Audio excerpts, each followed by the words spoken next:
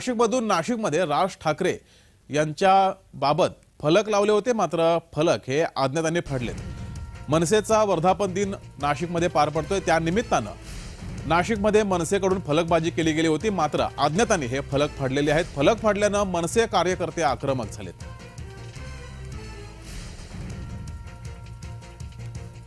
एवढी धडकी भरायला एवढी काय भीती वाटायची गरज आहे? कसली भीती वाटते तुम्हाला? तुम्ही जर प्रभू श्रीरामांचं नाव घेता, तुमचा पक्ष, तुमचे सगळेच पक्ष प्रभू श्रीरामांचं नाव घेतं, तर श्रीरामांची प्रतिमा असलेलं फलक फाडण्याचं धाडस होतं तुमचं। सामान्य नागरिक या ठिकाणी बहुसंख्येने जमलेले, सामान्य नागरिकांमध्ये प्रचंड राग संताप झालेला आहे आणि यांनी काय महाराष्ट्र सैनिक घाबरणारा नाही।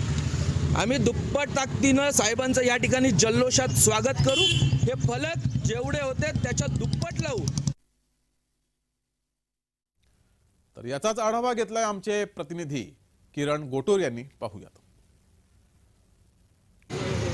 आजपासून मनसे अध्यक्ष राज ठाकरे हे 3 दिवसीय नाशिक दौऱ्यावरती आहेत आणि उद्या ते काळाराम मंदिरामध्ये जाऊन आरती आणि दर्शन एकूणच घेणार आहेत आणि त्याच पार्श्वभूमीवरती नाशिकच्या काळाराम मंदिर परिसरामध्ये काही फलक हे लावणे होते, पण कोणी अज्ञात आणि रात्रीच्या सुमारास हे फलक हे फाडलेले आहेत। त्यामुळे मनसैनिक जे आहेत या परिसरामध्ये गर्दी करून या सगळ्या संदर्भात चौकशी करताना आपल्याला बघायला मिळतो। या संपूर्ण परिसरामध्ये राज ठाकरेंचे स्वागताचे फलक हे लावण्यात आलेले होते।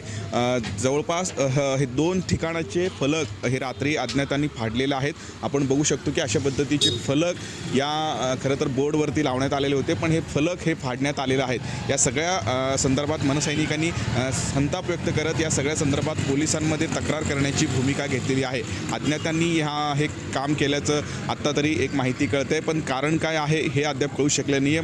हे मनसेचे अध्यक्ष राज ठाकरे 3 दिवसीय नाशिक दौऱ्यावरती आहेत। त्यांच्या प्रमुख उपस्थितीमध्ये 18वा वर्धापन दिन हे नाशिकमध्ये एकूणच पार पडतोय आणि त्याच सगळ्या अनुषंगाने जे उद्या राज ठाकरे काळाराम मंदिरामध्ये जाऊन आरती करणार होते आणि त्याच सगळ्या या पार्श्वभूमीवरती अशा पद्धतीचे फलक या मंदिर परिसरामध्ये लावण्यात आलेले होते, पण एकूणच रात्रीच्या सुमारास हे फलक हे फाडण्यात आलेले आहेत। या सगळ्या संदर्भात मनसैनिकांनी आता पोलिसांमध्ये तक्रार केलेली आहे आणि या सगळ्या प्रकरणाची चौकशी आता पोलीस करताना बघायला मिळत आहे। किरण गोटूर, जय महाराष्ट्र न्यूज, नाशिक।